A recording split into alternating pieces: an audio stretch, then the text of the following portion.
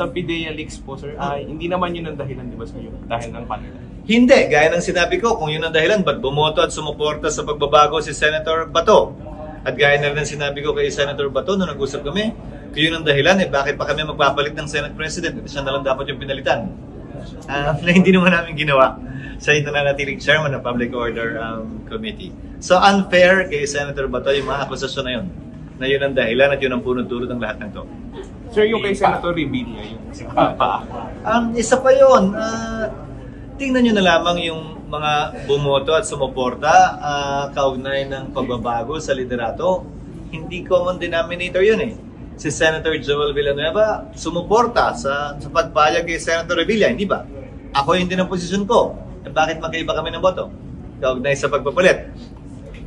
So tingnan nyo na lamang yung listahan ng mga bumoto at sumuporta at yun ang sasagot mismo sa anumang katanungan kung bakit nga ba. Kung magkaiba yun, ibig sabihin hindi yun ang bukod tangi at tanging rason para sa lahat kung bakit na ganun yan.